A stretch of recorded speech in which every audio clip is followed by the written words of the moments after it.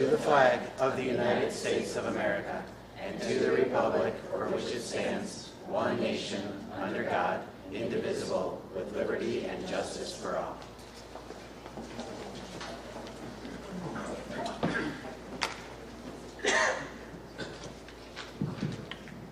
Okay. Before we get moving to our regular agenda, I would like to make a statement on behalf of the board regarding the incident, the false lockdown incident that occurred at Lincoln Middle School on September 4th. So I wanted to take a moment to acknowledge this incident. We know it was unsettling for our students, staff, and families, and we want to assure our community that we take this matter very seriously. This evening, our district administrators will present a full report on what happened, what we have learned from the experience, and the steps we are taking to strengthen our systems and procedures moving forward. In short, the incident was caused when Lincoln's pre-recorded lockdown announcement was inadvertently tied to Westbrook's panic alarm during summer systems maintenance. When the Westbrook panic alarm was activated during a planned drill, it mistakenly triggered the lockdown announcement at Lincoln. Mount Prospect Police quickly confirmed there was no threat, and Lincoln staff acted swiftly to release classrooms and reassure students. Since then, the district has taken immediate corrective action and is implementing a number of improvements, including auditing phones and speakers, adding new notification methods for non-classroom spaces, installing additional speakers in common areas, and updating the pre-recorded lockdown message for greater clarity. We're also reviewing procedures in collaboration with the Mount Prospect Police Department to ensure they are as strong and effective as possible. We want to thank our Lincoln staff and families for their calm and cooperation, and we remain committed to learning from this experience so that our schools are even safer moving forward.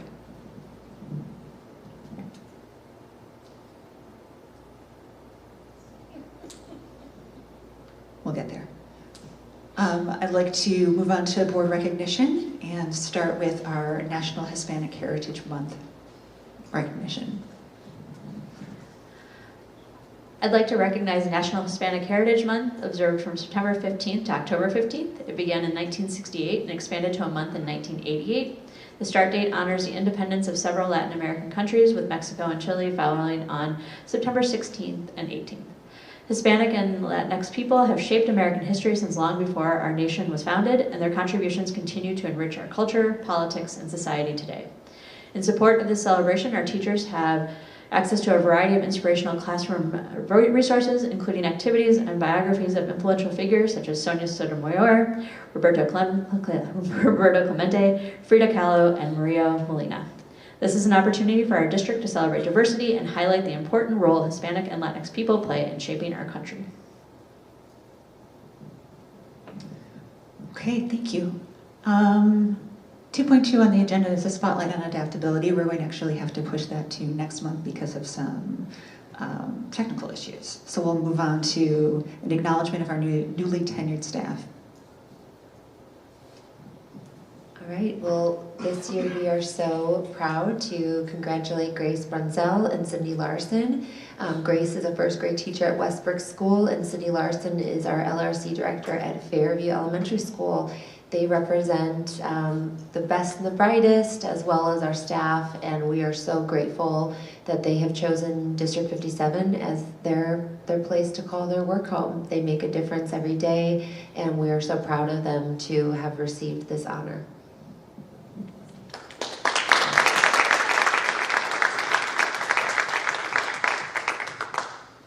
Thank you. We will now move on to our student board members report. Okay.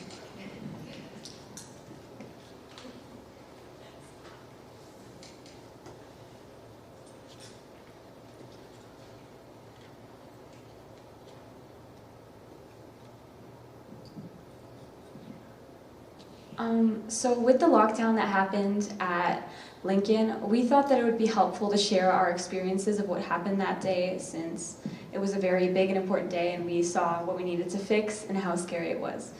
So it really came out of nowhere. I was sitting in POTW and suddenly the alarm went, like the warning went off and the whole room went quiet. And so we all rushed to the windows, but I felt extremely safe because I knew that nobody could look in, nobody could see us, and that my teacher would definitely like protect us. Like she stood outside the door with like a chair, and I knew that would be safe. But yeah. My experience with the lockdown drill felt like an emotional roller coaster. At first, my teacher barricaded the door, and my classmates and I followed the procedure, moving to the corner and staying out of sight. Even though we did everything correctly, the situation highlighted issues with communication and how students and staff issues with communication and how quickly information reaches students and staff. So some of the classes didn't hear the warning announcement whatsoever, so they didn't have a chance to close their doors, hide, and turn off the lights. They just resumed class like usual. So if there was a legitimate threat in the building, the students in those classes wouldn't have been safe or away from harm. This is an example of many of the new implementations of our safety, such as going over drills in lunch, recess, and in PE, and having longer warning announcements. This is extremely comforting to know as students if this situation actually ever happens, and I know that this is a higher chance that everyone will be safe. So we started interviewing some 7th graders for the 7th grade student board member position, and so we thought that they had so many new and cool ideas to share with us that we can use to improve the school. And we could tell that they were really excited to be joining us and helping and making the students at District 57's school years as memorable as possible. Overall, we're having a really hard time choosing someone because everybody is all of them are really excited to help the community and represent the entire student body. And we were grateful for Member Dorner to join us as well. We have a couple more candidates, right, tomorrow morning. So did you guys have any feedback about moving from being interviewed for the role to being on the other side of the table where you were doing the interviews today? I think the experience was very eye-opening because when you're sitting on the other end of the table, you're really nervous and it's like really nerve-wracking. But also on the interviewing side, it's also like really hard to choose someone, the best fit person for the job. I remember how scared I was to be getting interviewed by a bunch of people for like such a big position such as this. And seeing those other kids who were in the same position I was last year, it made me feel like I wasn't alone in feeling that way, and I just wanted them to feel as comfortable as possible being interviewed by us so that they would be their natural and happy selves. Because I know when you're nervous, you act a different way than you actually are. So I wanted them to be true so that I could see who they really are. They were amazing. So great job, you guys.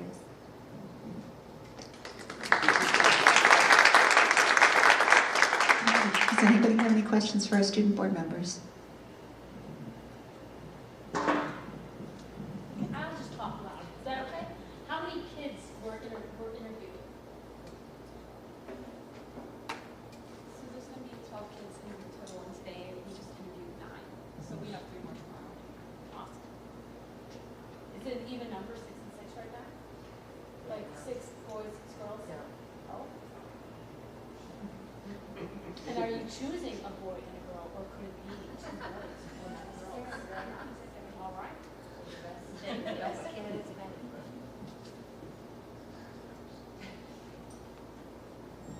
All right, thank you again, Michelle and Josh. We always appreciate having your voice. All right, now we're going to move into the public hearing on the 2025-26 fiscal year budget. On August 21st, 2025, the Board of Education reviewed and approved the tentative budget for the 2025-26 school year as drafted by Dr. Jason Kays, the D57 Assistant Superintendent for Finance and Operations. In accordance with legal requirements, the board published that the adopted tentative budget would be available for public inspection for a period of not less than 30 days. At this time, the Board of Education wishes to conduct a public hearing for the purposes of presenting the annual school budget and to allow board members and community members to address the board. May I please have a motion to open the public hearing to the 25-26 annual school budget? So moved. Second. Member Dormer, Yes. Member Fay, Yes. Member Kowalczyk, Vice President Cho, Yes. President Bennett Hill. Yes. Excellent. At this time, I'd like to ask Jason Case to address the board. Sorry. Jumped the gun. I'm just so excited to talk about the budget, as always.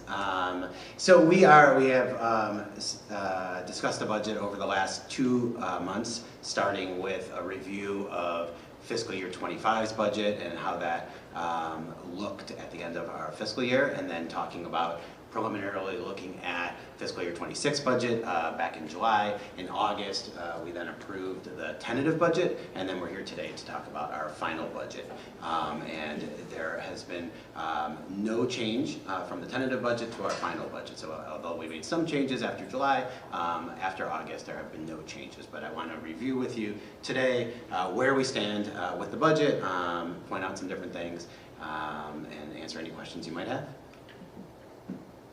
And I always like to tie it back to the strategic plan with, talking about maintaining our balanced district budgets each year. It's definitely a goal of ours. I want to thank our budget administrators who really help as we both develop the budget, but then also make sure that they adhere to the budget throughout the year so that we are doing all right towards the end of the year. Just as a reminder for our budget process, it typically starts in March with the approval of the staffing plan, and that's when we start. I start building the budget. I work with all of our different budget administrators throughout the district. We will sit down, we'll discuss the prior year and look at next year. We talk about, is there anything special that's happening for the following year? Is there anything different? Really having that conversation. We talk about zero-based budgeting, so really we start fresh. It's not, this is what last year was, and therefore we're just going to carry it over, but it's about, what does next year look like, and let's talk about it and have that conversation. And then as we talked about in July, we look at some of the assumptions that we're going to make. In August, we approve the tentative budget, and then we're here in September for the final budget. Just as a reminder, our budget is structured by funds, and this year more important than, not more important, but a little different I guess than in previous years. Because of the referendum, you will see, and I'll keep reminding you that we will not be looking, for the most part tonight, at the referendum dollars, trying to pull that out. That's money that was approved, set aside specifically for a purpose with the construction at Lincoln and Westbrook, and so I've pulled that out to really give you a better idea of exactly what our operating funds are. And so we've pulled out debt service and capital projects from most of the conversation tonight. And I'll point out when it's included, but for most of the conversation tonight, it's not. Also, just as a reminder, and this is in the board packet, but it's also on our website. Each year, we put together an annual budget report that I put up onto their website for anybody to see, but also just kind of helps look at what that year is going to look like, compares it a little bit to last year as well, and gives, I think, some good information for everybody on just how our budget works. So as we jump into some of the charts, so this first one, really the idea behind this is just pointing out that most of our money come from local sources, and of the local sources, most of that comes from taxes, our property taxes. And so you can see there that we have a total revenue within our budget of just over $37.7 million. And as we look at how that's broken down, really nothing I think that jumps out too much. A couple things just to point out, that corporate property replacement tax, that is something that has increased over the last couple years. The first year it increased, it was a bit surprising to me as well as all of my counterparts in the other districts. We received, it was about $1 million more than we had anticipated. Since then, we've been better at being able to anticipate exactly what we'll receive. It's hard sometimes to get that number, but we do expect it to decrease based on what we've been told by the state for next year. In addition, the interest earnings have increased over the last couple of years. Again, that was something that really hit an all-time low post-COVID. Now it has gotten back, and we do anticipate that it's going to continue this year based on what we're being told. So I've built that into the budget as well. And then that third bullet is just, again, a reminder that this is operating funds only. It doesn't include any referendum revenue. Because we did sell revenue, bonds in July that would be included in this year's budget, but it's not included in these charts. When we look at expenditures, again, not including any of the revenue expenditures for this year, it looks pretty similar to past years. Salary and benefits make up a majority of what we're talking about, but then obviously we have purchase services, paying somebody to do a job, fixing buildings. A lot of that comes out of our facility fund, but then we also have supplies and materials. There's capital outlay and other things as well that take up just a little bit of the budget. Here you can see it broken down by the salaries and the benefits, everything we really just talked about. Some of the things that we've just included over the years, insurance continues to be something that's just, it's a little out of our control. We definitely look around. We are part of a co-op, which is helpful because we are a small district, but we still, the insurance companies do continue to increase their premiums, and we continue to do what we can to make sure we're being as fiscally responsible as possible. Again, this chart does not include operating funds, but I do want to point out, and I'll talk about it in a little bit, we do earmark every year $2 million towards capital projects in the district, and so that is part of the budget this year, and I'll talk about it a little bit. It's just not part of these charts yet. Capital outlay does increase a lot. If you're looking at this chart, that would be something that jumps out at me. And that's just, it's part of our tech budget next year. And that's just what the tech needs are.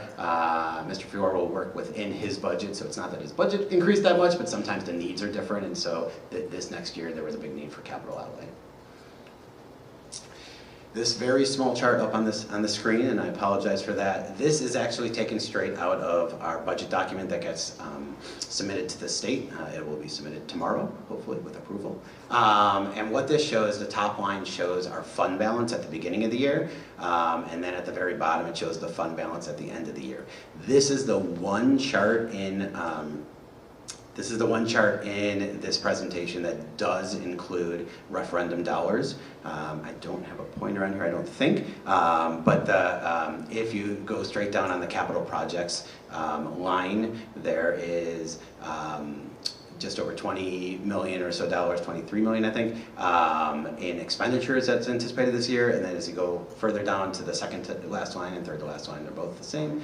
There's the $34 million that we received in bonds. Again, that's all money earmarked for the construction, not part of our typical budget, but the state needs to know about it, so it is part of our document. So when you look at the fund balance at the end of the year, it looks like our fund balance went up a lot because it does include those referendum dollars that will be in our bank at the end of the year. So just something to point out. So just a bit of a summary, and this is where we'll talk a little bit about that $2 million that in capital projects. So the total revenue is $37.7 million, just over. Our total expenditures is just over $35.6 million. But when you put in also that $2 million that's earmarked for capital projects and do the math, our surplus, and I'm excited that there is a surplus, is a surplus of just over $113,000. So originally, when we first talked, I think we were definitely lower. We've been able to get some more information about revenue that has helped then increase our budget to where it is right now. And of course, as we all know, this is a lot of the budget. We can figure out a lot of the budget. Some of the budget we can't, and we need to look at either prior experience, or we look at the state to give us some guidance, but sometimes it doesn't always work out. So we have to do our best, but the budget's really just at a point in time figuring out what it's going to look like for this year. Next step, so obviously after this board meeting, we will reconvene CFAC, our Citizen Finance Advisory Committee. Excited to bring them back together. Obviously they were so much help during the referendum and came together sometimes on last minute notice to help support and give us guidance and really guidance to the board, or at least options. This year, again, like always, we'll be looking at creating that 5-year financial projections. As we did last year, we'll make sure to include anticipation of full-day kindergarten starting in 27. They'll also be reviewing the impact of the bonds, and now they can do that with real dollars. We've done it in the past just with what we think is going to happen, and we'll be just discussing the sale of the additional non-referendum bonds, which we've talked about, I know before, we approved recently, but we'll be talking about next steps for that as well. That's everything about the budget. I know it was quick. I know we talked about it the last couple of months, but questions you have about this process or anything else I can answer?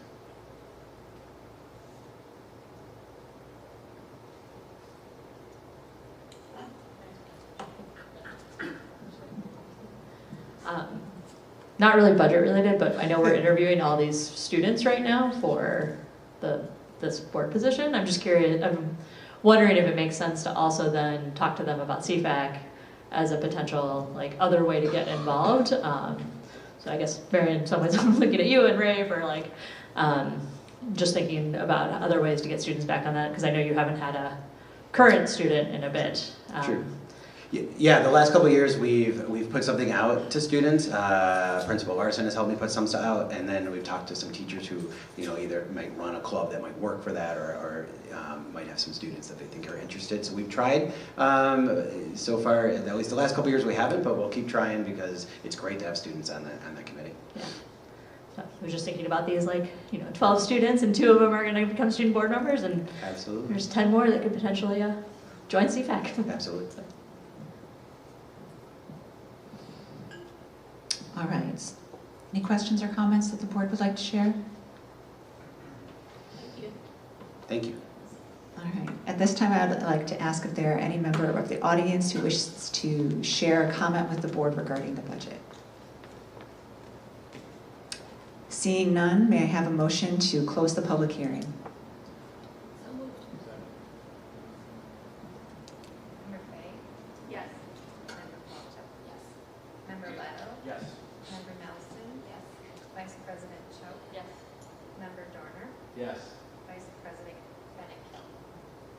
Yes. I'm sorry, President Bennett Kill. Yes.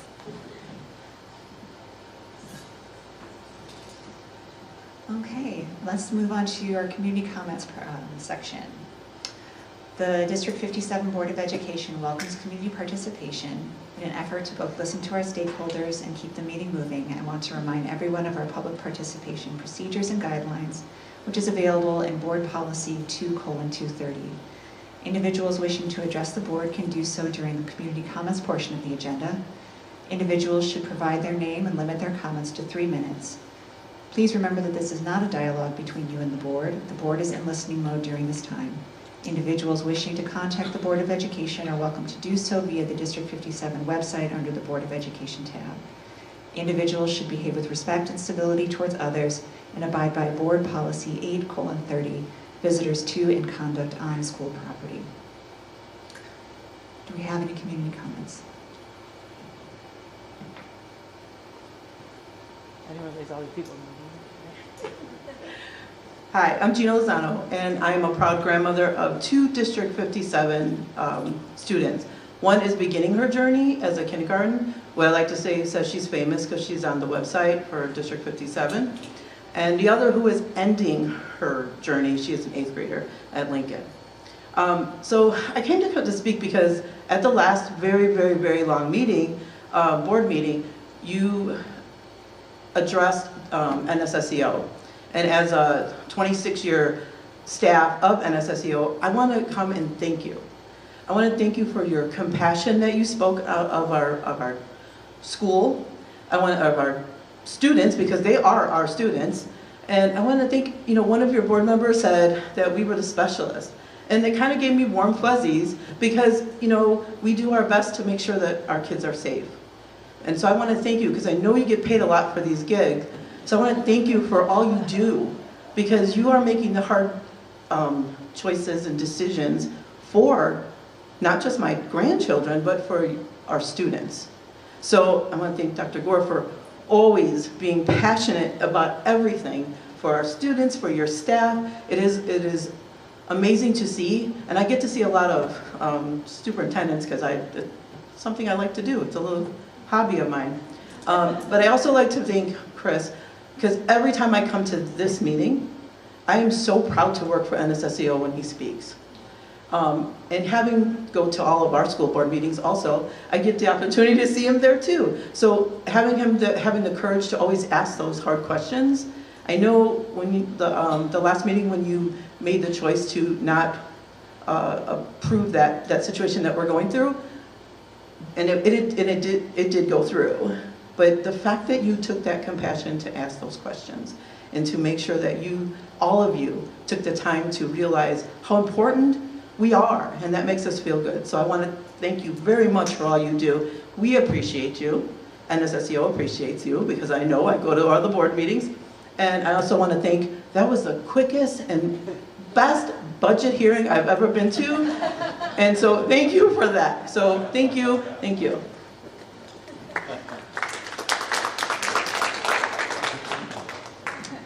Thank you very much. Are there any other comments from the community?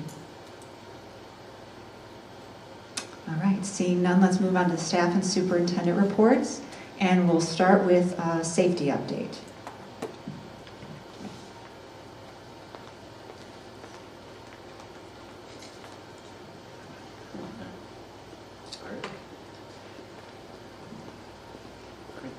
Mark and I wanted to come tonight and talk to you a little bit about the panic alarms in the district.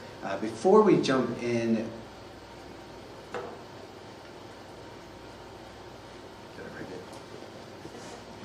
I'll talk a little bit. We wanted to talk about, maybe? Try again? Yes, thank you very much.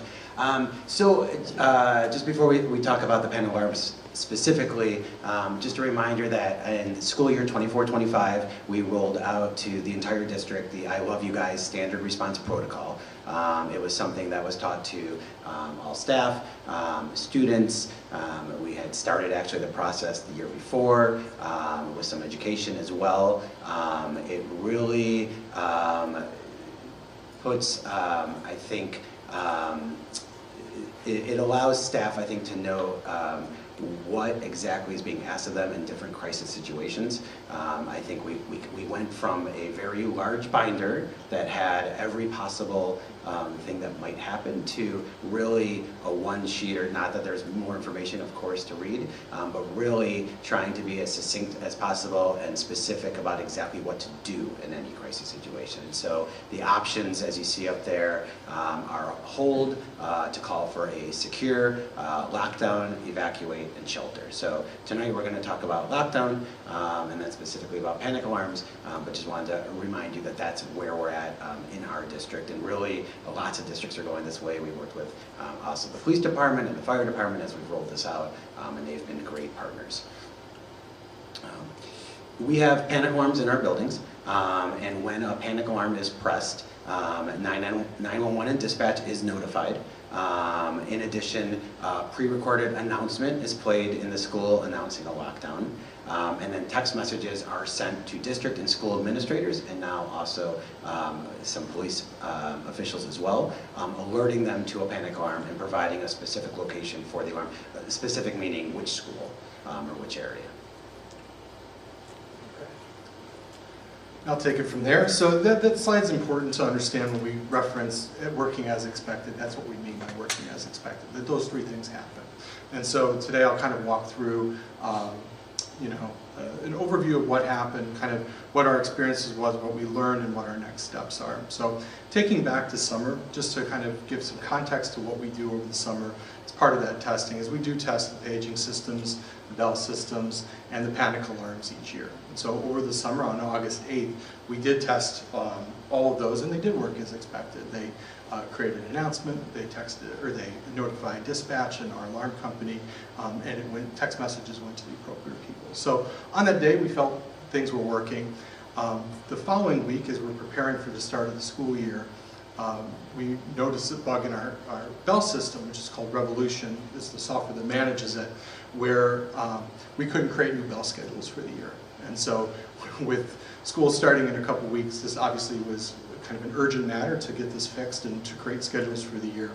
And so with that, we worked with our vendor to kind of identify what the issue was, and they identified that there was a bug in an update. And so at that time, we rolled back. Now, when we rolled back, we did not know or realize at the time that there were things, settings that had been in place prior to the rollback that did not come over. So I'll kind of talk more about what that looks like and obviously what we experienced. So on August 22nd, we did do a panic alarm test at Lincoln as part of our scheduled testing. So we did test, again, bells were working, or our bells were working as expected, so we went into the lockdown drill on the 22nd, and at that time the button was pressed, but the announcement didn't go. Dispatch was still notified, alarm company was still notified, but immediately we recognized that the pre-recorded announcement did not go over. And at that time, Principal Larson made a manual announcement to the students. And so we had recognized pretty quickly that there was, the setting that we had in place for the testing on the 8th was no longer in place. In a rush to kind of fix that, we believe, well, I'll get to the next slide. So on September 4th, we had a scheduled lockdown drill at Westbrook. That panic alarm worked as expected, but as we found out, as part of that fix on the 22nd, we recognized that Lincoln, what we call paging group, essentially where those announcements go, was inadvertently added to the Westbrook panic alarm. So when the Westbrook panic alarm was pressed, it did trigger an inadvertent pre-recorded lockdown announcement at Lincoln. So very quickly, we recognized this through the text message that went out as part of the test group. Jason Kays, myself, the Mount Prospect Police Department, were on what's scene at Westbrook conducting the drill, communicating with Lincoln staff to verify that there was no actual alarm, that this was a false alarm, and that dispatch knew that this was a false alarm and that they had not been contacted. And so at that time, we traced that back to that setting on that 22nd, which was linking the Lincoln announcement to the Westbrook panic alarm. So on September 4th, we sent feedback to staff. Obviously, you heard there was some issue potentially hearing it. And part of that issue was really the unexpected nature of it and a very short announcement at the time. So as we kind of looked at that process and gathered that feedback, we met with staff on September 8th as a staff meeting, again, to get more feedback, what's working, what's not, so that we can really find any issues with any classrooms that were not working or were too low, and we tried to make adjustments to that over the last few weeks. So again, staff reported that the announcement was hard to hear in some areas. So one of the first things we did, just even recognizing that that initial pre-recorded announcement may not be enough to notify, because it was pretty short. It repeated several times, but didn't have a tone in front of it. It may have sounded like a regular announcement. So we modified the pre-recorded announcement. We put these leading tones on there that are not jarring, but they get your attention. And they don't sound like a bell, they don't sound like a page. So our hope is that if you hear that pre-record or that tone and the pre-recorded message, it's going to repeat for almost a minute or almost 2 minutes. So it rings the bell, it'll ring the tone, it'll repeat the message, and then it will repeat itself a total of 4 times. So we made that adjustment knowing that that announcement might have also been the trigger or been part of the issue. We also again worked to identify any phones that were either offline, not receiving pages, issues with volume, went room by room throughout the entire school to make sure what was working, what's not. And so we've partnered with Heartland Business Systems, who has done our other intercoms, to add additional speakers throughout the school. It's a combination based on a walkthrough that we did and working in coordination with the Lincoln administration to determine what spaces do we still have concerns about. So we're putting a combination of clocks like that, which we call kind of a flasher clock, where it has not only a clock on it, it plays the announcements, and there's a light on the side of it that is called a flasher that essentially will notify anybody if there is an announcement playing. So one of that pieces of feedback was, the cafeteria is full of kids. How do you know that there's an announcement playing that's really crowded? So we're going to utilize that, and we're going to utilize those clocks with flashers in common spaces so that immediately, if you aren't sure that there's an announcement, you can look up and visibly see that if you're in a crowded area or a common area. So we are working with them on that. We actually just placed the order. We have an ETA of about 4 weeks on that from the vendor, Valcom, who makes the speakers. So we want to rush that and get that in. In the meantime, we've also conducted additional tests, raised volumes where we can, worked on individual phones again to make sure that everybody is able to hear that page moving forward. We did that last Friday? Yes. Last week, yes, we did that last week. And we did verify that everyone could hear that announcement at this point. So our goal is to get the equipment in and then test again once that equipment is in to make sure that it's meeting our needs.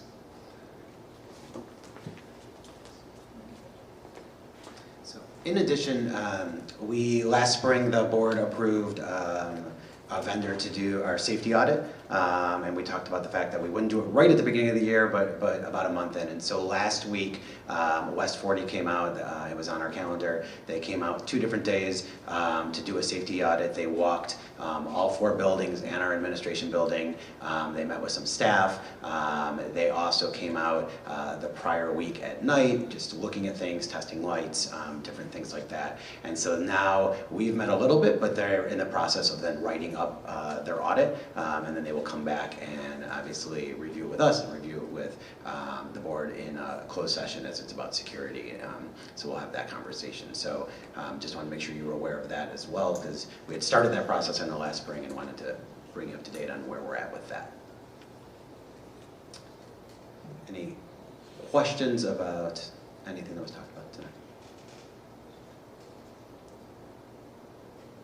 I just wanted to add something. I know that tonight Jason and Mark's presentation really talked about the technical and sort of the timelines and the that aspect of the experience, but as was heard tonight by our student board members as well as the staff that experienced what happened, there is deep awareness about the impact of the reality that was just shared, and an acknowledgement, you know, of how this affected kids and staff who did not have the luxury of knowing that this was a false alarm, and that this really felt like a real experience and was very upsetting and, you know, traumatic in some cases. So I just want to acknowledge that, you know, Principal Larson and Mr. Jonas and, you know, the entire team really that was there, and all that they did, and the staff, both in the midst of this happening as well as in the aftermath, you know, of just trying to come together, and the staff being willing to be really honest and candid about their experiences and the impact, and how they're trying to listen to kids and understand as well. So I know your opening statement acknowledged that beautifully, but I just wanted to add that in on behalf of our entire team. Absolutely. Any questions? Yeah, Kim.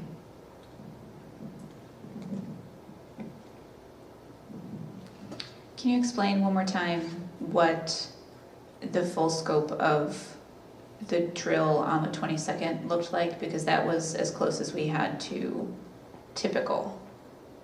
Is that right?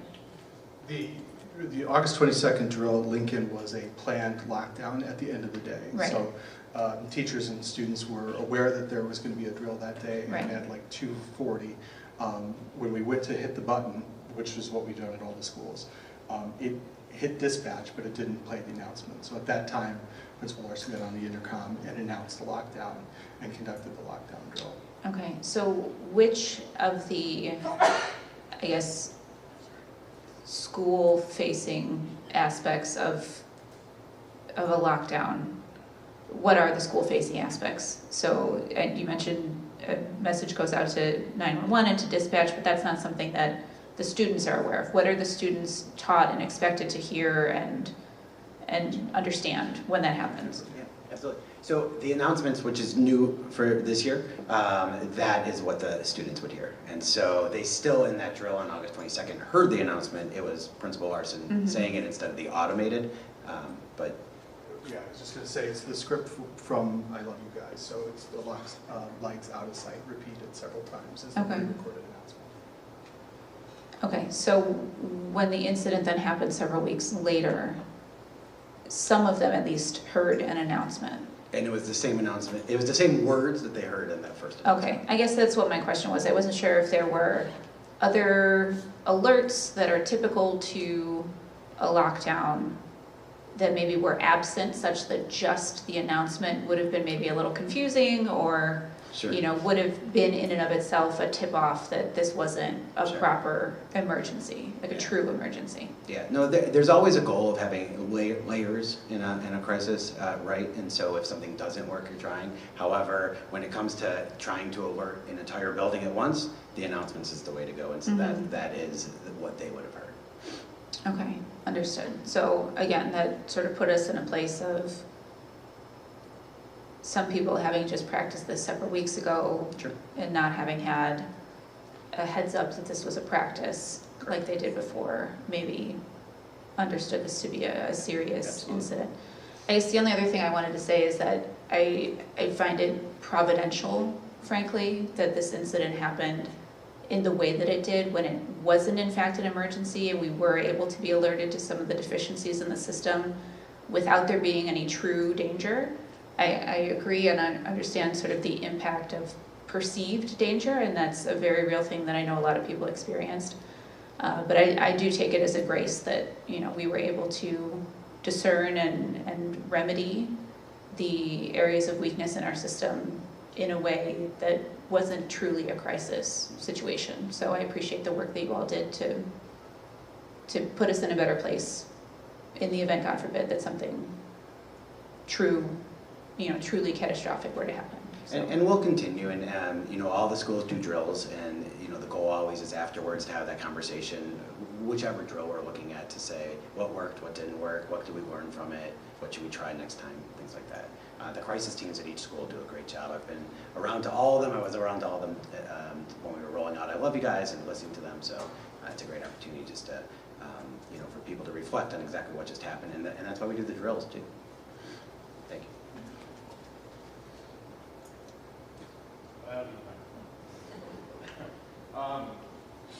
So I appreciate both of you and the thoroughness of this update, and I think that's really appreciated, not just by the board, but by the community. I guess this will sound a little like Monday morning quarterbacking, and it's not meant to be. It's meant in the spirit of lessons learned, continuous improvement. But I guess there's two things that really happened, right? One was the false alarm at Lincoln. But the other was some fairly significant structural issues with how the Lincoln system was working in the first place, right?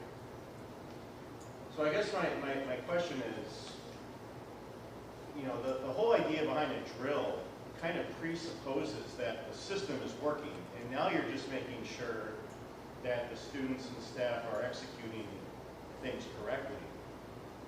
Why was it that we didn't catch that? I mean, in all the testing that was done over the summer, how did we not notice that these problems were problems in the first place? Sure. I mean, I would jump in and say that I think that is why, I'll give you an example that we, you know, we've obviously been doing fire drills for a very long time. And so many schools will at times then start throwing what I'd say like a wrench into it. You know, they might have a door that doesn't, you know, we're not going to use this door, like, well, how would it work? Same thing here. So I think, you know, when we do a lockdown drill, everyone's ready for the drill, right? They're quiet, they're in their classroom, they're waiting for a drill. That's a different situation than kids maybe being in a cafeteria or in a hallway. And so, you know, as Board Member Fay said, it is an opportunity, obviously, not one that we would want to relive and want to go in this way, but it was an opportunity to say, oh wait, that's something that we do need to work on, and therefore let's address it right away. So I think, you know, when we tested in the day, and even, you know, we've gone around even after that and tried and tested, but it is different when there's kids in a hall or, you know, 150 kids in a cafeteria, and so we're trying to recreate that to make sure that we can hear things when possible. So, but I think, I don't know if that answers your question about, you know, we can test that the technology works, and of course technology we know about, but you can't always test everything, and so that's how we're trying to get there now. Sure, I get that, but the technology wasn't working, right? I mean, during the first drill at Lincoln, the pre-recorded message didn't go out, right? Correct. So the technology wasn't. Well, Yeah, at that point, correct. And that was our alert that there was something wrong with, again, as I think we had mentioned and talked about, the rollback impacted those settings, and we didn't catch it, and that was a mistake. And so on the 22nd, that was the indication that a mistake had happened. Unfortunately, it was compounded with another mistake. So at that time, Lincoln's was fixed, but that announcement was also connected in the programming to Westbrook inadvertently. So it was addressed at that moment. Unfortunately, just in that haste, another mistake was made where that was inadvertently tagged with a different school. So, correct, at that moment it wasn't working, but that was also our indication that there was an issue. And in that effort to fix it, created another issue. Right, I appreciate that. So, because what I think you're saying, and maybe I didn't appreciate this, is that on August 8th, when you did the testing, everything was working. Okay. Yeah. Pre-recorded messages were going out, everything was, Yeah. okay. I Yeah. didn't fully appreciate that. I guess the follow-up question then, you know, having dealt with software in my professional life, I know how, you know, the unintended consequences of making any change.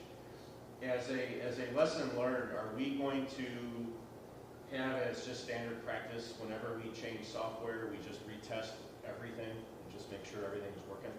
Yeah, particularly around the software as it interfaces with a couple different systems. So to your point, you know, it was, again, a situation where that fix was implemented to fix a different issue.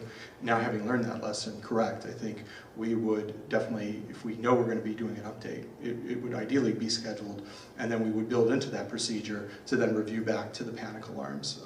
Again, that is new to this kind of system this year. These were really the first tests of that automated system. So again, I think it was a situation where that being new, I don't think it was necessarily on our radar to test. Having lived that experience now, you better believe we're going to be testing it with any update that comes from that software, for sure. Awesome. And I guess the last question, what is and this is just a general question on the system, what is the guidance for students who are out of the building when a panic alarm is triggered? Because obviously they're not hearing, I'm assuming, the pre-recorded announcements, or are they? Or is there some other indication to them that this is happening? The pre-recorded announcement should be playing outside. Okay, so we did verify that even on the, I get my dates mixed up, but on the September 4th when the false alarm went off, that it was heard in the speaker briefly in the Candota lot and then part of outside in the courtyard. So that is part of it. Maybe Jason can talk to what the procedures are for staff. Yeah, procedures, if you're outside, that we would like students to obviously follow teacher direction and move away. There's, teachers know that they're supposed to be moving away from the school, whichever direction makes the most sense, but then eventually getting to their reunification site. But in the end, getting away from the school is where they would go. I guess just one more quick question. Have we enlisted any input from staff on just what ideas you have for how this could go smoother next time, or just any kind of feedback, input, suggestions that we could implement? I believe that there was a input, but tell me if I'm wrong. What was the input that was sent out to Lincoln? But I'm not sure if it's that specific question. So. That might not address your question. I mean, we asked for particular feedback about their experience of what they could hear and what it sounded like. So that was one layer of feedback. I believe there were some conversations at the building as well after that, and kind of debrief to talk about like what had happened. Yeah, I mean, and I would say that it's not a bad question. I think we attended the staff meeting, so I feel like many staff came up afterwards, but I'm happy to send something out too. I want definitely to hear from staff and hope they feel comfortable telling us. Okay, great. Thank you. Sure.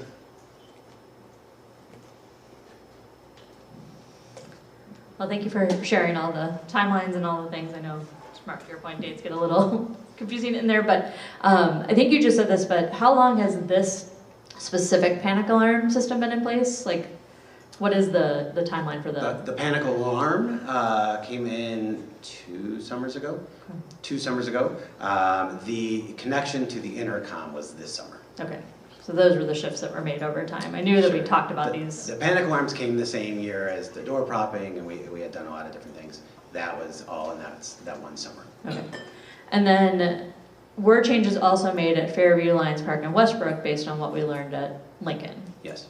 So like those same things about like the lights on the front, the tones, and all that stuff has also been shifted to? The tones and the length of the announcement, yes. And are the lights going to be on? Where they exist. So in each of the schools, Fairview, Westbrook, and Lions Park, there are flashers in the gyms and multi-purpose room, and again, different common spaces. At Fairview and Westbrook, they're also in the hallways as well. So yeah, in those situations, that would still be the same. The flashers would go. Okay, so those changes were then made kind of district-wide as we learn more about what could be heard here and all that. The flashing with the clock is kind of a built-in feature. So any announcement, whether it's locked in or not, was happening when that went off. But the tones and the extra time and all of that has been kind of done district-wide. Okay. And then the student board members mentioned that they had gotten training in like and what to do in like the cafeteria and what to do when they're outside and kind of all those different spaces. Did that same training also happen at Fairview, Lions Park, and Westbrook? It's a great question. I'd have to check. I'm not sure. Okay. Sure. I know we talked about it right away at Lincoln, and so, but we haven't regrouped yet to talk about the other schools. Okay. But that's the next step. Okay. Thank you. Any other questions, comments? She asked my question, so I'm good. Thanks. All right, thank you very much for the thorough overview. I appreciate it. All right, moving on to Westbrook and Lincoln construction bids. Mr. Case. Excellent. Just trying to stay right up here. I want to introduce, well, first of all, we're just excited, obviously, in this next stage of the construction. It's been a lot of work. I do want to introduce, we have some people here tonight. So Mike Henderson from STR, who's been helping both with Westbrook and Lincoln. Sandra Moon, who is our go-to person for everything Lincoln. I really appreciate both their work at STR. And then Dave Torres from Nicholas & Associates is here. And I'm going to invite actually Dave to come up and talk us a little bit through just the bid process. All right. Thank you, Jason. Good evening. Well, for those of you that aren't familiar with our bid process, once documents are finalized by the STR team, we collectively at Nicholas package them into individual what we call bid packages. So for Westbrook, we had 9 individual packages. For Lincoln, we had 10. We issue a public ad or notice. That's just part of the public process, and that goes out and published in the papers, and then we host a mandatory pre-bid meeting. So for Westbrook, most of the information I think is in your guys' board write-up, but we had a great turnout at our pre-bid meetings for both Westbrook and for Lincoln. Invitations to bid that came out from our office on top of the public notice. We sent out about 100 bid invitations to contractors. Throughout the design process, I should say, there was a lot of excitement building for your projects. These are great projects with schedules that contractors really appreciate and like. So, coming into the pre-bid meeting, I was not surprised at all by the numbers that we saw and the interest that the contractors were taking in the project. So on bid day, we had great coverage again amongst the various bid packages. I think at Westbrook we had close to 50, Lincoln we had over 50 prime bid packages. As part of developing, taking the plans and throughout the budgeting process, we looked at where we were at budget-wise and kind of built in some what I'll call bid day flexibility with some alternates. So as we're kind of talking through budget internally, these are things that we look at where, if there are budget constraints, we can kind of peel back a little bit. So, I think in your write-up you've got a list of alternates, but again, based on where numbers came in at, things were very favorable. Contractors bid very aggressively, so we were very excited about the turnout and excited to be able to move forward with the bulk of the alternates as well. So in general, it's a great story to tell, and we're very excited to get started at Lincoln first. And that's pretty much it. Any questions on the bidding process or just anything construction-wise? You did kind of go with, it seemed like all the low bids were the ones that took, but you felt comfortable with all those companies that you chose. You worked with them or you experienced with them? Yes. So after bid day for both Westbrook and Lincoln, we give ourselves a little bit of buffer to kind of review all of the low bidders and to confirm that they have the entire scope covered. So yes, everyone that's being recommended this evening, we've either done work with them personally, they've done work in the district, but yes, we have great contractors, so even our team is very excited to get these jobs kicked off.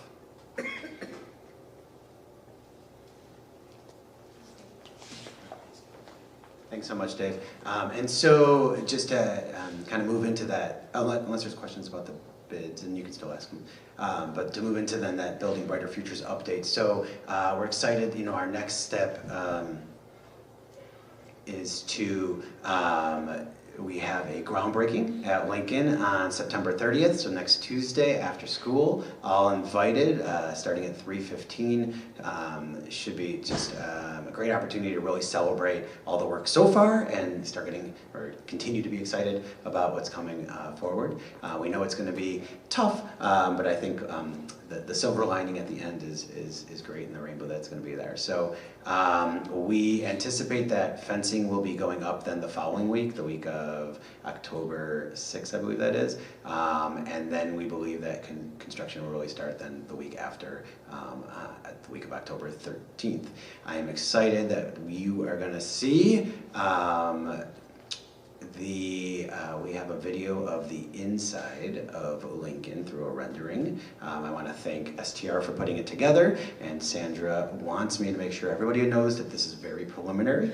The furniture has not been chosen, so any furniture you see is just examples of what it could be in those spaces, but really want to just give you an opportunity to look at the video. I'm going to move out of the way maybe, but maybe I'm just going to, can't seem sorry. Because I was going to I'm going to talk you through it a little bit. All right, do you mind hitting it? Yes, please.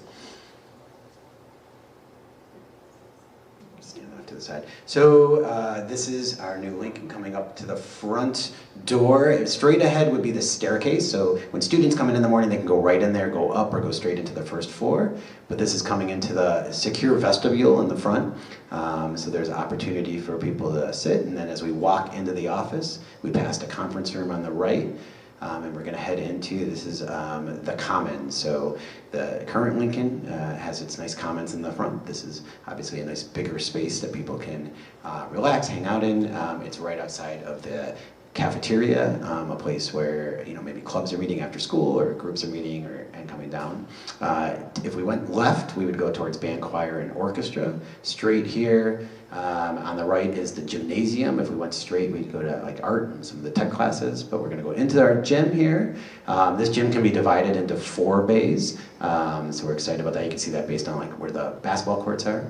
On the left behind us is a fitness room, so it's attached to the gym.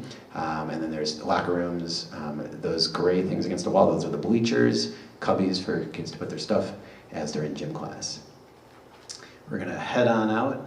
I enjoy seeing all the different people, and many on a cell phone for some reason, I'm not sure. And coffee, yes, absolutely. We're gonna head into the cafeteria. The cafeteria, you will see, is set up seating for 300, so that was our goal. We don't have 300 in a class, but we want to obviously be ready. Like I said, furniture has not been chosen, although circular tables is something that definitely came up during some of those student focus groups. You can see some built-ins against the right wall there. All the glass in the back leads out to like a little courtyard area that kids can go out to. This is, I should say, it's our cafetorium, as it has the stage in here as well. Can convert into where we have concerts and different things. Food services is to the left, and actually behind the wall behind us is the custodial area. So it's obviously everything that we tried to put together, and with STR's help to make sure that there's just a nice flow to everything. So it makes sense that obviously the maintenance area is right behind the cafeteria.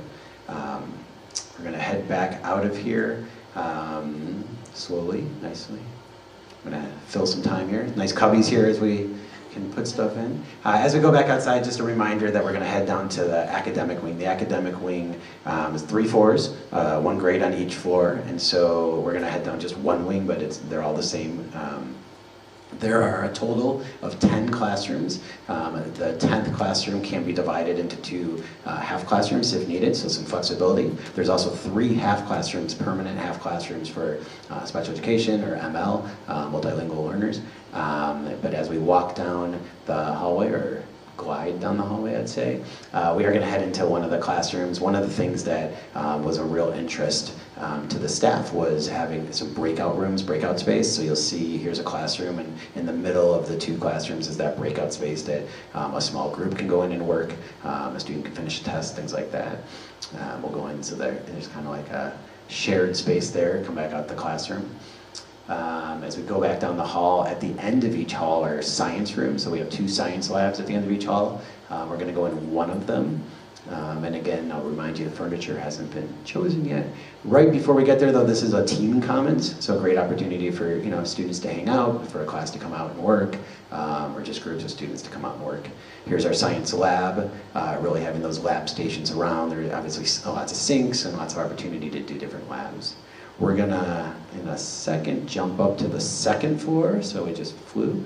And just see the library up here. So down that hall, though, are lots of offices for social work, speech, psychologists. But as we go into the library, that big space is actually a wall that does go up. It opens up. And you can see just a really nice big space that has multiple opportunities for different classes to work at the same time. All the furniture will, although we haven't chosen it yet, would be pretty flexible, so we can move things around and really open it up if we want big groups to be in there. You can see 2 breakout rooms back there, and with the idea for green space, green walls, and then there's some different offices to the left, but just a really exciting time. So we didn't get to see every part, but really just a good idea of like what the interior of the building can look like. Questions about anything? So just excited to start Lincoln, Westbrook, just so you know, I mean, we have some work that's going to get done winter break and spring break, outside of students being there, but really the bulk of work with Westbrook would start then next summer.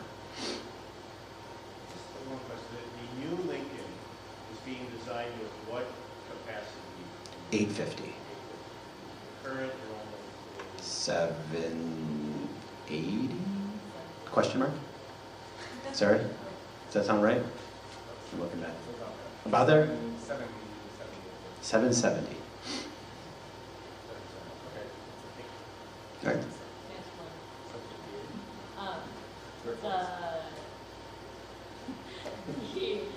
I know one concern was like that all the students could be in one space at the same time. Can they all fit in that auditorium space? The gym. The gym. In the gymnasium, yes. So the auditorium space, they can't all be where they can watch on stage, but they can't all be. The auditorium, you saw seating in there for 300. If we didn't have tables and chairs, it's obviously going to be more, but it's not going to be an entire school. But the gymnasium, the bleachers by themselves right now hold 450, although we're talking about if we can get some more. But even with that, the floor would hold enough, and so for sure they can hold the entire student body. So that's where like whole school assemblies. Mm-hmm. Whole school assemblies in the gym. Yep, and we have projectors in there, and so we can they can show presentations and do what they need. Yep. Just want to make sure we had that space. Absolutely. Absolutely.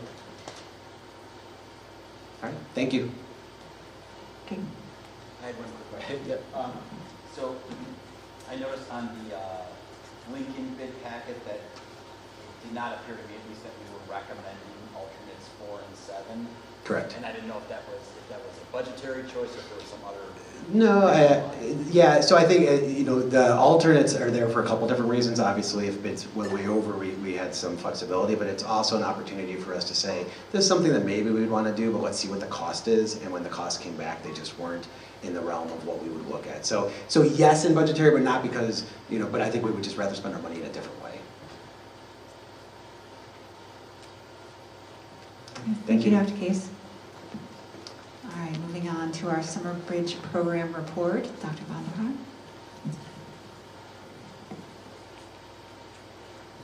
Thank you. And you should have a memo in your board packet. Last month I shared with you about our new Summer Enrichment Pilot Program, which was very successful. And I shared that I would come back to you to talk about summer programming and our kind of vision for Summer Bridge moving forward. So I'll just give a brief overview and then I'd be happy to answer any questions. Summer Bridge really started for us in 2021 using ESSER funds. So these were federal funds that were given to us because of COVID. And our program started through Zoom, and then we moved to in-person learning. And then our program, we've been using ESSER funds for the last few years, and then this year we no longer have those funds. And so really our goal was to have summer enrichment to help offset some of the costs for Summer Bridge, but we wanted to get student feedback, staff feedback, also look at fall benchmarking data, attendance, to really make recommendations moving forward. Last year, when we had Summer Bridge, we had 93 students who were invited and only 40 participated. And this year we had even fewer students. So we invited 40 students and only 27 students participated. We targeted our students who fall under Tier 3. So these are students who qualify for math and literacy support. We had a smaller number of students. I will say our student feedback was overall pretty positive. Staff feedback was mixed. There was staff felt that students made progress, however there was a lot of inconsistent attendance. And just to jump to that, so again we only had 27 students. Our average daily attendance was 70%, and then looking at students who missed 3 or more days, we were close to 50%. So we had very limited attendance. And then when we were taking a look at our fall benchmarking data, we could only look at 18 students just because some students moved away or we didn't have data from our first graders who were in the program. And there were really mixed results for our programming. We saw better achievement for our students in math compared to reading. But again, the Summer Bridge program was a program for students who were low in both math and reading. I will say when we highlighted the enrichment, we did have several of our students who wanted to go to that program. So again, attendance was even lower. And then looking at the financial analysis, I shared with you that summer enrichment, we did ask for a fee for that programming, and we were hoping that some of that would cover the expenses for Summer Bridge. We did find that we had some students who dropped out of summer enrichment, and then again, our Summer Bridge numbers were lower. And we decided to continue to run our summer enrichment program, even though our class sizes were a little bit lower than expected. So it did cost the district about $14,000 this year. And so moving forward, based on all of that information, we would like to continue to offer Summer Bridge, however, make some significant changes to that and really reducing the time so that it is more targeted to students who are receiving math or reading support, so it's not just students who are receiving or who qualify for both math and reading, just to make it more targeted. We do want to maintain small class sizes for that instruction and keep the program invitation only to prioritize the students with the greatest needs, continue to increase communication, make it earlier, and really refine our reading, especially because we saw those mixed results for fall benchmarking. We do want to charge a program fee equal to summer enrichment, however have waivers for families who qualify for fee waivers. And again, we want to keep those class sizes small, so we would blend some of our Title I federal funding with enrichment revenue to help sustain those small class sizes. So that is what we would like to do moving forward for Summer Bridge, and I'd be happy to answer any questions.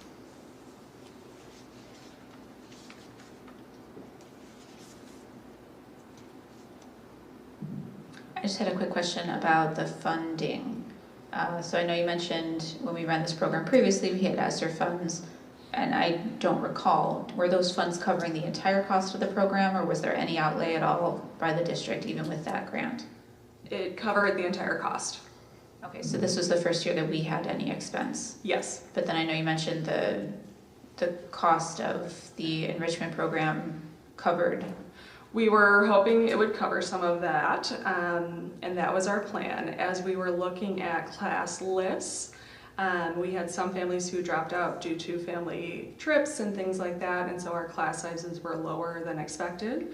We decided to continue to run it for this year to see how it went, so we did incur costs this year. Okay, understood, thank you.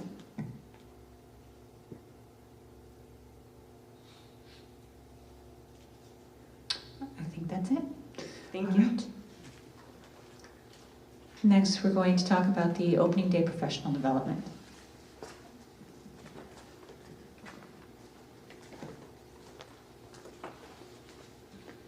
Evening, everybody. Good to see you. Aaron Wilkins, Assistant Director for Professional Learning. As always, Kristen and I like to talk to you about professional learning for the year, and you also have a memo for this in your board packet. I just want to give you a quick overview of it and then take any questions that you might have. Opening days this year were a great success. We made one structural shift that we were really banking on and that I think really paid off. Instead of taking cycles of trainings that we would typically do out to the buildings and then essentially interrupting building and collaboration time on that initial opening day, we brought the whole group together. We had a lovely breakfast. We got to see each other after the summer. Dr. Gore gave a fun and inspiring opening. And then by school, the rotations came to each of the groups. And that really saved a lot of time later in the week that folks appreciated. And those rotations include things that we do each year, and we prioritize safety, as you can see again in the memo. There are some state requirements that go along with that, with like faith's law training, and then de-escalation strategies were another piece. So what that means then is that the rest of the day, that's all on Monday. That means that the rest of Monday is collaboration time for folks with their teams back in the buildings. Same thing for Tuesday and Wednesday. So our teachers are engaging in meetings with one another, team planning, things that principals have planned for them, of course, as well. During that time, Mark Fior and Heather Salerno also went around and did some additional work time with teachers that was very much appreciated. And they did that filling in where the buildings had time. So again, the whole goal of all of it was to preserve that preparation time that we know our teachers need. And the feedback was fantastic. 75% of our staff said that this was the best or among the best of our opening days. And you can see a chart in the packet that we included for you. Those were the opening days. Based on that feedback that we've gotten, we plan to do the same thing next year because it felt efficient and it also had that element of fun to get the year kicked off that we all enjoy. I would move on now to talking about professional learning for the year. For 2025-26 school year, we do as we always do. Professional learning, its topics and our approaches really are being inspired by a number of different areas. We've got curricular goals, we've got student needs, and then we have the individual goals and development needs of our staff. With that, this year we are focusing on 3 main areas that still tap into the work that we've been doing along the way. So in terms of cultural responsiveness, we are all engaging in a training called Speak Up. For differentiation, we're working with the Center for Talent Development out of Northwestern, finding and fostering strengths. And then we are also doing a cycle that focuses on data and making data meaningful. So how do we look at MAP, IAR, the science assessment, and then build that fast bridge as well. And then how do we understand that data and how do we bring it down to classroom level work? All of these ideas have been developed with our professional learning committee. You've got the list of folks who are involved in that. We did a lot of work last year, and we've got some really great goals for this year ahead of us, and we're excited about the content that I just outlined for you. Would you have any questions? No? Thank you very much. It's a good memo. All right. Thanks, folks. All right, move on to 6.6, the total compensation packages over $75,000 report. So this is a standard inclusion in our annual board agenda. So this is something that if you have any questions, Karen Schwartzwald, Director of HR, is available, but it's pretty straightforward and consistent with annual practices. as well is the administrator and teacher salary benefits report, which is also a compliance-driven report that we're obligated to have board review and then posting on our website. So if there are any questions, we're happy to answer, but they're pretty straightforward. So go right into FOIA. All right. So you have your FOIA report as well. In your board packet, District 57 received 6 FOIA requests between August 21st, 2025 and September 19th, 2025. We have set our responses, and a detailed report is available for your review in the board packet. And this concludes the FOIA report. Thank you, Dr. Gore. Moving on to the consent agenda. Can I have a motion to accept the consent agenda? The bills. All of the bills, I'm so sorry. Representative, or Vice President Choke, whoever you are. That's me. Yes, I did bills this month with Jason. Everything looked good. We had a lovely conversation about the fact that it was actually a fairly boring, normal bill session, so appreciate the conversation. All right, thank you. And now can I have a motion to accept the consent agenda? So, Second. Member Kowalczyk? Yes. Member Leto? yes. Member Nelson? Yes. Vice President Cho? Yes. Member Dorner? Yes. Member Fay? Yes. President Bennett Kill? Yes.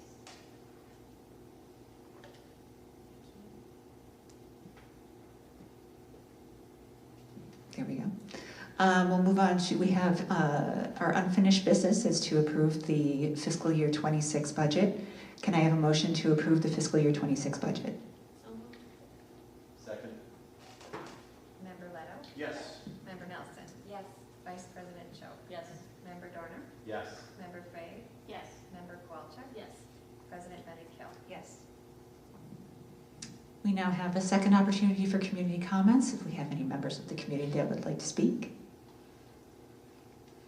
Seeing none, we'll move on to new business. We're going to take some action approving the Westbrook and Lincoln construction bids. Can I have a motion to approve the Westbrook and Lincoln construction bids? So moved. Member Nelson? Yes.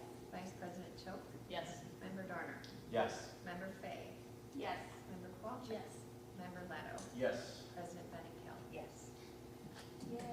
Those shovels to the ground. We're going to see you out with a shovel right now. That's right. Couple strobe lights. I won't tell you. We got our shovels. That ground's gonna freeze pretty soon. Don't joke. It's all right, we're gonna work through it. Thank you. Thanks for being here. Thank you. All right, we're going to move on to board communications. Chris, can we have the NSSU report? Yes, so the NSSU Governing Board met Wednesday, September 3rd. On behalf of our board, I did vote no on whether to move the proposed articles of agreement forward. I was one of 2 districts that voted no. The other was District 59. However, it did pass 6-2. And so as a result, the proposed articles are now officially moving forward to through a 90-day comment period. The goal that Dr. Schnur has is to try to collect any comments on the articles for review no later than October 15th. The request is to have those comments, suggestions, to run through the governing board members, so through me. Districts are doing this differently, by the way, and we haven't, I guess can't here, discuss how best to do this. Some districts are doing an entire committee of the whole meeting to discuss them as a group. I'm not proposing to do that. I'm more than happy to collect comments, concerns, questions, and funnel that through the governing board for our discussion. I will say, because I do want to kind of hit on a couple of the concerns that I think we had collectively and kind of where we stand on those, because it is important. But there were 2 main themes that I think came out of our discussion last month. The first was, well, gee, we just started, or Dr. Schnur just started the Superintendent's Council in May, right? So only a few months ago. why not allow that to work, to see if that will help close some of the perceived communication gaps that are out there.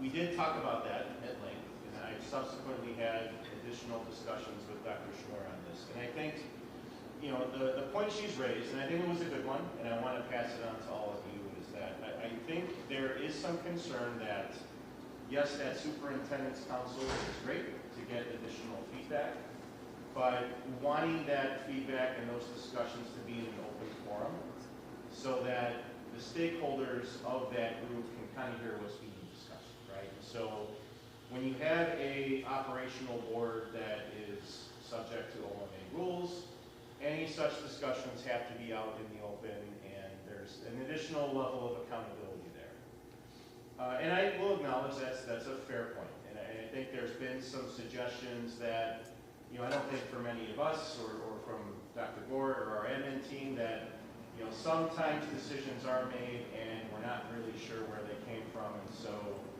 if having an OMA compliant operational board will help that, then, you know, is that really a bad thing? So I sort of understand that point of view.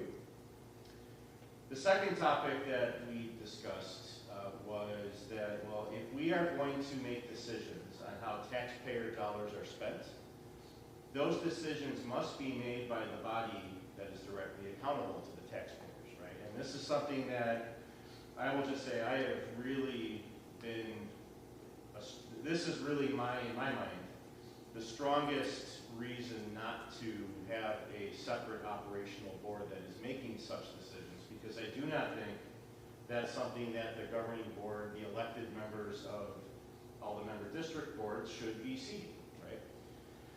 And so, again, having some additional discussions with Dr. Schnoor on that, I will say that there is still a little bit of ambiguity as to exactly what this operational board is going to do. You know, if you interpret the articles one way, you might say, well, their job is to make recommendations to the governing board. And the governing board can either follow those recommendations or not, but they're really just making recommendations, right? The other is that, well, there will be a subset of decisions made by the operational board that they will be empowered to make, right? And that could influence how taxpayer dollars are spent. And I think, you know, I think we would have an issue with that. And so I think that, you know, as we've had this discussion, that is probably more than anything else a topic that really needs to be fleshed out and not have any ambiguity around whatsoever, right? And so, you know, as we go through this process of reviewing the articles, you know, I will say that that is something that I'm going to insist on, is that there is clarity on exactly what the proposed operational board will do and what they will not do, and there cannot be ambiguity around it, right? So that's kind of where we are with this now. It did go forward. The goal that Dr. Schnoor has, which I think personally is a little bit ambitious, is to have all of this wrapped up where the governing board would vote on the articles in December. I personally don't see how as many, I mean, you think of 8-member district boards, 7 members each. That's a lot of people, and that doesn't include the admin teams who are going to be making comments and suggestions. And, you know, if you've ever been a part of one of these documents getting put together, it doesn't happen that fast, right? So, all that said, I think that's a good thing. I don't think this is something that should be rushed through. NSSEOs are a really important organization to us, to me personally, and I think we need to make sure we go about this the right way and that we're doing what's best for the kids and that we're creating a situation where the co-op is functioning well, but that we are not opening ourselves up for potential concerns down the road. So with that, questions, comments, thoughts, I'm certainly happy to hear them. There are strong opinions on how to best approach the articles and what to do with them. I'm happy to hear that too. When's your next meeting? I can get to that at the end, but it's Wednesday, October 8th. So we have, what, a little bit less than 2 weeks. So if we think about something, we can get it to you. Absolutely, please do. Dr. Gore, anything you'd like to add? No, I'm going to be meeting with Dr. Schnorr tomorrow afternoon to just try to provide some input about maybe trying to refine some of the supplementary documents that they had begun to put together. And I think, you know, just to reiterate the goal of clarity with all of the amounts of people involved in this, and just trying to keep refined the what and the communication, what this is, what this isn't, what's being proposed for feedback, what isn't being proposed for feedback. I think that's been a real barrier to just this process, because there's just still a lot of murkiness, some of which is to be expected, others to which probably needs to quickly get clarified, you know, just given the conversations that need to happen in the short amount of time. So I'll attempt to help. Go ahead. Go ahead. I was just saying, so the process for getting you feedback, can we just review, so are we gonna get a copy of the articles? You have a copy. No, I know, can we get them again? Just so that- You want to get? Sure. Yeah, love them again. No problem. And then are we just emailing you the things that we, I mean, like, what's that? What Yeah, so I would prefer, if possible, not a marked up version of the articles, because then I'll get 7 marked up versions of the articles next week. But if you could do it in a way where it's, you know, here's my comment, page, whatever, clause, whatever, this is what I think, or that I don't like this, or what does this mean, something like that. You kind of go about it that way. And if I have a question, obviously I'll reach out. Or if and by the way, if any of you just, you don't necessarily want to write something out, but just, hey, Chris, what does this mean? Just let me know. I'm happy to have a discussion.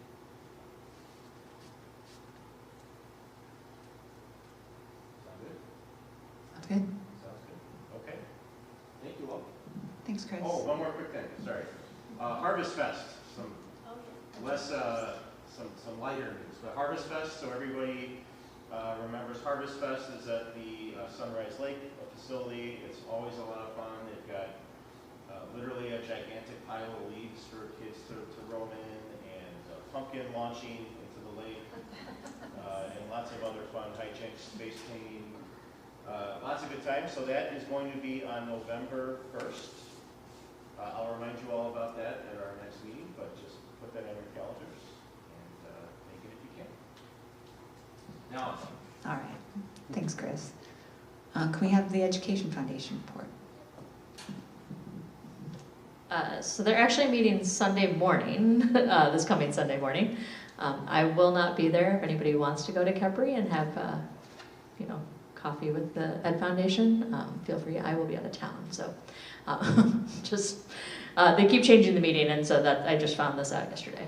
But the 2 things that they did want me to share. One is the Public House event. Is on Saturday, October 4th. You're probably receiving a lot of emails about that. They are kind of changing it up, so it is a family event, so it's $50 for adults and $15 for kids. There will be games there, food, drinks included, and the money is going into this grant cycle to support the innovative projects in the classroom. So if you can make it on October 4th, I know they're excited for people to sign up. I'm happy to share the link if you don't have it in your email already. And then the tentative date for the gala is going to be on February 28th.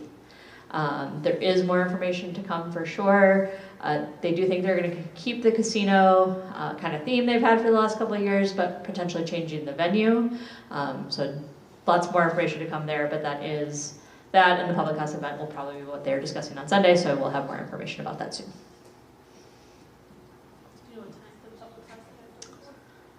I believe it's 6 to 9, 5 to 9, 6 to 9. Yep. Yeah.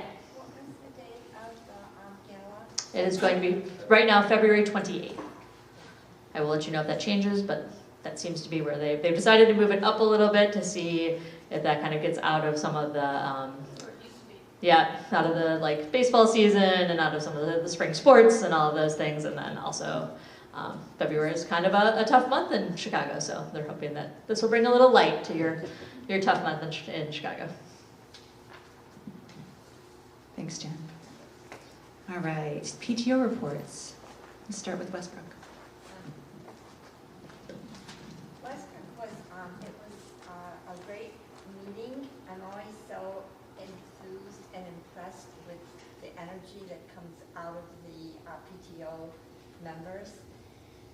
This meeting was an overview for the new PTO members of the organization, how they start, what they're working on, their fundraising goals. One of the exciting things that they're looking to do, they're hoping to do, would be a celebration of cultures, like what the village had done. And so Laura DeGroot was mentioning opportunities for PTO members to bring forth their own culture. And she mentioned some things that people could do. Doesn't necessarily have to be bringing food. It could be, if you're Irish dancing. I thought of you right away. I thought, how can I get her? Hey, I used to do it a long, long time ago. And I think that was good. The birthday books fund was increased, and that was good. So the Sweet Celebrations was a very positive new program last year, and they're going to increase that. Heather spoke about equity, that she has lots of training, so she is on the equity committee. Jen is doing the LRC weekly schedule where parents, PTO members can come and read to either their children's classrooms or anybody's classroom. I've done that in the past, and it's been fun. You know, you have them sitting in front of you. It's fun. Picture Day will be on the 23rd. October 3rd is a big day because that is the B Bowl, and so that's the day before Friday that they're off. So that will be fun. Discussion about Parent Square, how easy it is to use, and maybe they should have the PTO directory on a separate Parent Square. That was a possibility. Trunk or Treat, another very important event, will be Saturday, October 1st, I believe. That doesn't sound right. And they're looking to have 24 to 25 cars, and instead of having the people who are decorating their cars also provide the candy, they're looking for donations of candy. So that some people don't have to decorate their cars, they can give candy instead, and then the people decorating their cars and putting so much effort into that can relax about having to do both candy and cars. They mentioned Staff Appreciation Week, November 7th through the 14th. They did highlight the Education Foundation fundraiser at Public House and encourage people to come. But there were, this was really good. There were 5 pages of printouts of what the PTO meeting is and what it does. It was just so organized. It was so nice. So there was. And I think that's it. You know, they're just so. I always feel so good when I'm there. They're just so enthusiastic and so eager and so supportive. It was light in the otherwise sad things that are happening in the world today. Thank you, Pam. Fairview PTO, please. Okay. Well, our meeting was 2 weeks ago, this past Monday. They started a new thing called supportership instead of membership. So when you do it, I think it all of it, but part of it was for the kids, the sign in front part of it. People weren't the signs they have. And part alternatives where parents then, if you do the supportership, you can do, say, give a message to your kid, you rock, or happy birthday, or things like that. And then they're going to start thinking about maybe ways like throughout the year, maybe shout out to $10. So, way to make money, not having to spend anything. We were told that the village invited them for their Arbor Day in April 2026. So the village will be giving parents a tree. And so they already have a location picked out and stuff, so I don't think they have a tree yet. I don't know what tree it is yet. But that will be coming in April 2026. They have their successful back to school night and back to school picnic. Fairview is also the winner of the Mount Prospect Library Summer Reading Program. They had it for several years and then they kind of lost it, but they came back and they got it. And so the winners of the program get an assembly in school as their bonus. So it's very exciting. Then they have their principal advisory council, which they help advise on some of the assemblies. So can't wait to see what they have this year. They have a thing tonight. I'm assuming that's probably why we're here. They have their family reading night and books of Hoy Falcons. They had their special lunch. Oh, they have it tomorrow. They're having Puerto Macy's. We had a pizza already, so it was good. The next meeting is on Tuesday, October 7th. Thanks, Eileen. Lions Park? The Lions Park PTO meeting was on Monday, September 8th at Mrs. P&B. There was a great turnout and a lot of enthusiasm. Surprisingly, their new board members were voted in unopposed and unanimously voted into their position, so that was always good to see. It was a real nail biter. But yeah, there's definitely some new board members of the PTO, which I think is always fantastic to see new people get involved. Just a few highlights from the meeting. We talked about the first Parents' Night Out event is coming up on Thursday, October 9th from 7 to 9 p.m. at Contanopoli. So there's information out about that has been going out from the PTO. So an opportunity for parents just to get together and socialize and meet each other. And the Roar and Run, which is Lions Park's largest fundraiser for the PTO, is tomorrow, Friday, September 26th. So if there's any parents or families out there who can get some last minute donations in, there's still certainly time to do so. But it looks like the weather's going to be beautiful and the kids are going to have a great time. One of the other things that was talked about was second grade connections. So I know that's something that has existed, and I think this year the PTO added some additional events, not only prior to the start of the school year, but also some ones early on in the school year where they were putting out opportunities for all the second grade students to get together, just to kind of meet each other and stuff like that. So I thought that was a great idea. The last thing I will give another shout out to parents where it works, it definitely came up, was Lions Park has traditionally done Pizza Fridays throughout the school year, but prior to this school year, it had always been where you had to kind of register 1 month or a couple months at a time throughout the entire school year. And this time, they did something where they said basically you can buy the entire school year's worth of Pizza Fridays at the beginning of the school year, which is very well received by parents to not have to remember to do this every single month. And again, being able to do it directly through parents where it's super easy, and I think and I think the PTO member who's kind of oversees that program was talking about how they're definitely seeing a lot of parents take advantage of that opportunity to just kind of pay for it once and be done for the whole school year. So that's great. And then finally, their next meeting will be Monday, October 6th at Lions Park, here at Lions Park. Lincoln.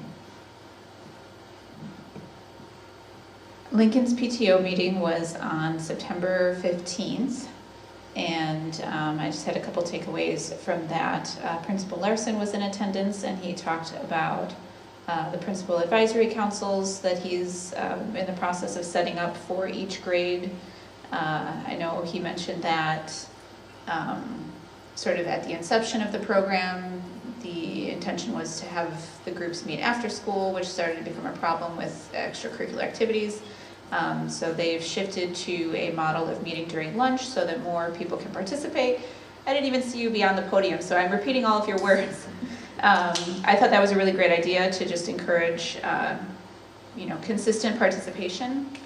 And I also thought it was really exciting and a fun opportunity that the participants of the principal advisory councils will get to sort of staff the school store and be in charge of scanning all those Lions bucks. So I thought that was super exciting. There was also a conversation at the PTO meeting about just soliciting ideas perhaps for the 8th grade end of year experience.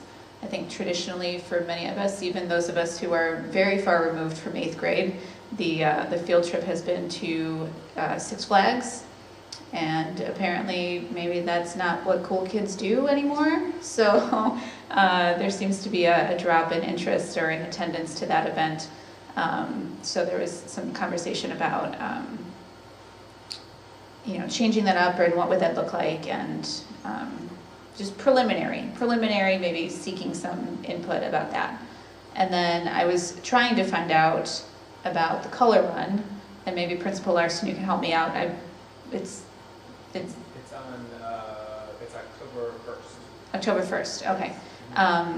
So that was a big part of the conversation at the meeting as well, sort of planning and preparing for that. And similar to what Ray mentioned, this is the PTO's biggest fundraiser of the year, this event. I did happen to see the good news that they have already hit their fundraising goal for that event. And so of course we want to see them surpass it, and surpass it beyond even what they might otherwise expect or hope for. So if there are those who haven't signed up, such as myself, you might want to go ahead and do that. And then the next meeting is October 20th, which will be held at 6:30 p.m. in the Lincoln LRC. Thanks, Kim. Board President report. So as we heard a little bit earlier, the Lincoln Middle School groundbreaking is on September 30th at 3:15. Very excited to be there. Everybody gets to wear their t-shirts. Our October 2nd 10 meeting is not needed, so that'll be canceled. Prior to the October 16th regular business meeting, the board will be in closed session for an IASB governance workshop. And there are also 2 events coming up. One is an Ed Red Luncheon on October 20th, and the other is a IASB division dinner, which is on October 2nd. And it was pointed out to me that we missed, 22nd, sorry, 22nd, there's one too. It was pointed out to me that we missed a recognition,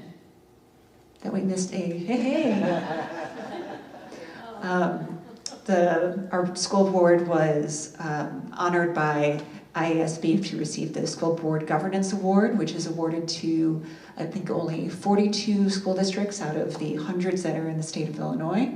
And we were thrilled to be nominated, and also,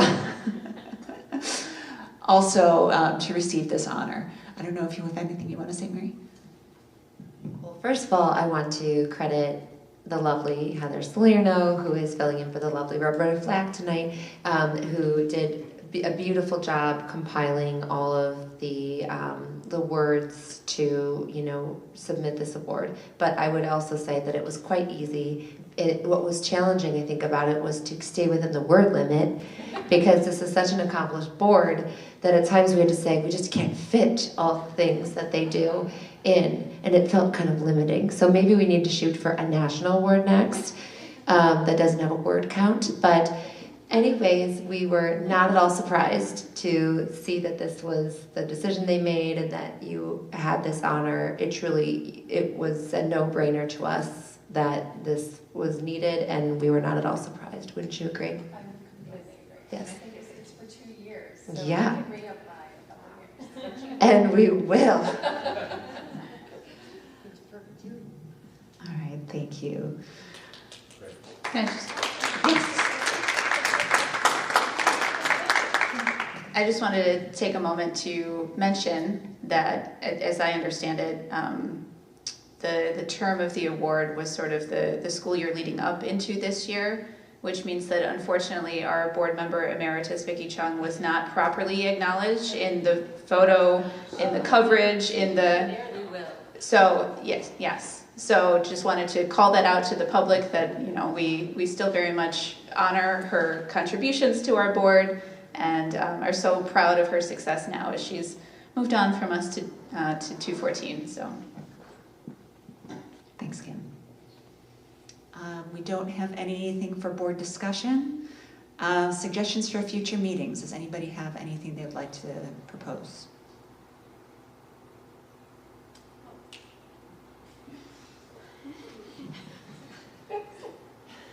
I was going to propose maybe discussing having more input or more something from our school board, student school board members. Like tonight, just for an example, with the presentation of the panic alarm and what happened at Lincoln and presentations of New Lincoln, it would have been nice if they had any questions and that maybe could stir something in us to think, oh. So I mean, I think it would be great, especially if there are certain presentations that we have that kind of directly affect them. I mean, it kind of all directly affects them, but something that, you know, to hear their kind of input, something that they would know about or could actually give us advice on. I would like to, so that would just be. And I think that, I mean, I think that's a great suggestion. I think that even last spring when Sarah and Mark, you know, previewed the student data meeting, and I think just trying to have a more regular practice of their input and reviewing of presentations. I think I agree even tonight, just I'm really trying to push them, especially our 8th grade members, to really stretch themselves and to speak about their experiences. And I know Ray reiterated that today, just how much there's an interest to really let them speak from the heart and not be so, you know, no one's expecting perfection. So to be prepared to have kind of presentation, but also to speak freely and be respected for their experience, because that really was the desire of this board and this program. So I think I can do things on my end to support that without it requiring them to stay sometimes as late as some of those conversations happen, and you know, try to find a healthy balance between their time and their priority of like rest and homework and all the things they do, but also maybe front load some of the things like I know tonight you'll be talking later about this. We wanted to share some thoughts about X. You know, we previewed the presentation that you're going to be hearing. We compiled some notes about it, so or that I can potentially be ready to speak on their behalf to say what they have shared about things. So I think I definitely am open to continuing to integrate that more. Thanks, Eileen. Go ahead. Sorry. Oh. I just had a question. Now I do. It occurred to me coming in that we typically have a conversation around this time about community engagement. You know, years past we usually do 2 sort of events where we will meet with the public and discuss a particular topic, whatever that looks like. I know last year with the referendum, a lot of that, you know, we sort of deferred our community engagement, or it was driven, you know, with the end of educating about that. But I wasn't sure where we landed on this year. I know obviously we're still busy educating in some capacity, right? Talking about what's actually going to happen, what these buildings are going to look like. So I wasn't sure if that was something we were going to pursue again, and if so, that's, you know, we typically have that, I think, around this time of year, and then again in the spring, so I just wanted to bring that up. Thanks, Kim. Chris?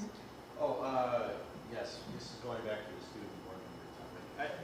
I like your idea, Eileen, I think it's great. I also just wonder, I think the student board members we've had are amazing students and people, clearly. Should we be talking about maybe a little bit more just amongst ourselves? What do we really want to get out of this program? Right? What will success look like? How will we know that we have really developed a best in class student board program so that, Dr. Rourke can nominate us for this award. I don't know that we've ever really had that discussion, and I'd like to. So I think if we're going to talk about the student board member program, I'd like to get into that. What do we really want? Thanks, Chris. I would second that just because I have the microphone again. And not to dive into it now, but I understand we approached that, the implementation of that program really thoughtfully and intentionally. I do think that piece of the conversation was missing in terms of course, not just what do we as a board hope to get out of it, but what are we hoping to impart to the students? What are we hoping that this experience will be like for them? I think we had sort of a general idea maybe, and certainly now that we're in our second year of it, it would probably be good to focus in and decide how to shape that more intentionally. All right, cool. I do have one thing to add. I would like us to talk about increasing our liaison assignments to include local, state representatives and other municipal organizations. I think that might dovetail nicely with Pam's desire to talk about participating with other community organizations as well. So I wanted to just put that out there as well. It's exciting to look at all these ideas. All right. Yes, Pam. I don't know if this is appropriate to say here, but I did the second of the two-part training for the Coalition for Immigrant and Refugee Rights for the Court Watch. And so that's one of the things I can do for my community. All right. Thank you, Pam. All right. So moving on, we don't have any need for closed session. Can I get a motion to adjourn? So moved. You got it. Second. Vice President Choate? Yes. Member Dorner? Yes. Member Fay? Yes.